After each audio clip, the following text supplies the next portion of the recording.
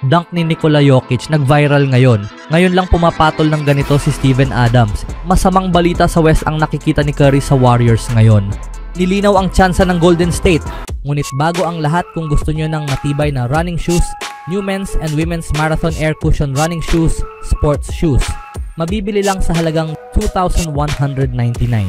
I-click lamang ang link sa comment section. Sa laban ng Denver Nuggets kontra Minnesota Timberwolves nitong Huwebes ng araw, muling pinatunayan ni 3-time MVP Nikola Jokic kung bakit siya isa sa pinakamahusay sa NBA ngayon. Isang kamangha-manghang highlight play ni Jokic ang nag-viral sa social media kung saan ipinakita ang kanyang husay sa opensa. Ayon sa opisyal na Denver Nuggets account, Take It All The Way.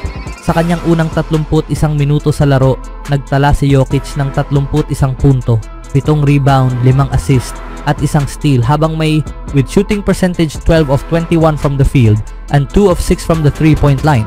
Russell Westbrook at Nikola Jokic pinagsamang may 38 puntos sa first half. Russ may 17, Joker may 21. Pumasok si Jokic sa laban na may averages na 29 na puntos, 13 rebounds, 11 assist at 2 punto, 2 steal per game habang may shooting efficiency 57.7% from the field and 43% from the 3-point line sa kanyang unang 59 na laro ngayong season. Ayon sa Real Sports, si Nikola Jokic sa first quarter ay umiskor at nag-assisted sa 21 sa 26 na puntos ng Nuggets.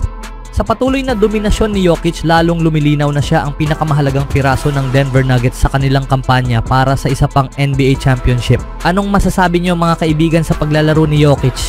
Sa kabilang balita naman, Mason Plumlee at Steven Adams na-eject matapos ang matinding sagupaan sa laro ng Suns at Rockets. Parehong na-eject sina Phoenix Suns center Mason Plumlee at Houston Rockets center Steven Adams sa kanilang laban nitong Miyerkules ng gabi matapos masangkot sa isang matinding sagupaan sa unang half ng laro.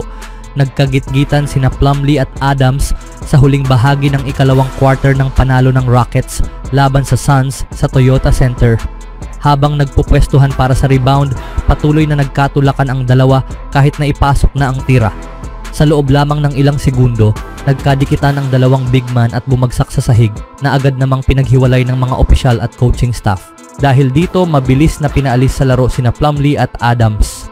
Ang kanilang agresibong kilos ay itinuturing na isang laban at ayon sa panuntunan, ang fighting technical fouls ay may automatikong parusa ng ejection, paliwanag ni crew chief Tony Brothers kung bakit hindi lamang sila binigyan ng double technical fouls.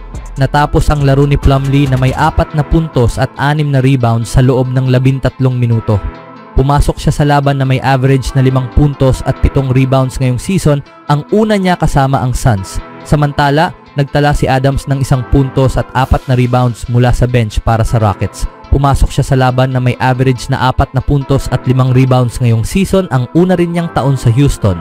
Pinanatili ng Rockets ang kanilang 5-point lead pagpasok ng halftime at agad namang lumayo sa third quarter para sa isang dominanteng panalo.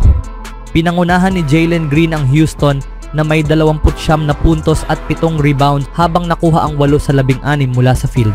Umiskor si Alperen Sengun ng 20 puntos at may 7 assists habang nagdagdag si Dillon Brooks ng 19 na puntos.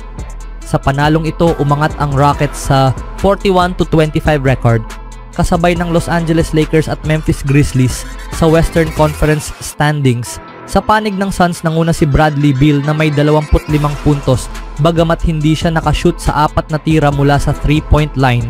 Umiskor si Kevin Durant ng 19 na puntos at may 7 rebounds habang nag-ambag din si Devin Booker ng 19 na puntos. Dahil sa pagkatalo, bumagsak ang kanilang record sa 30-36 na nagpapanatili sa kanila sa labas ng playoff picture. Anong masasabi nyo dito mga kaibigan?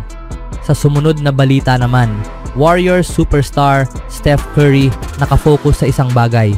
2 araw bago ang kanyang ika-37 kaarawan ngayong Sabado, nauunawaan na ni Steph Curry ang future Naismith Basketball Hall of Famer na unti-unti nang nauubos ang oras ng kanyang napakagandang NBA career.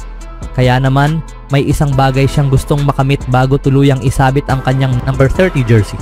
Ibinunyag ni Curry ang nag-iisang layunin niya sa panayam niya sa 95.7 The Game with Matt Steinmetz and Daryl Johnson this Thursday. May nagtanong sa akin ngayong summer, para saan ka pa naglalaro? Ang sagot ko, ang ika-5 kampyonato. Iyon lang talaga ang dahilan kung bakit ako naglalaro, ani ni Curry. 4 na NBA championships ay hindi sapat para sa pinakadakilang shooter sa kasaysayan ng liga.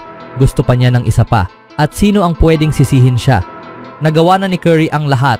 Bukod sa 4 na titulo, mayroon siyang 2 NBA MVP awards, 1 Olympic gold medal, 11 All-Star selections, 10 All-NBA team honors, at 1 pwesto sa NBA 75th anniversary team. Kaya bakit hindi niya habulin ang pang-5 singsing?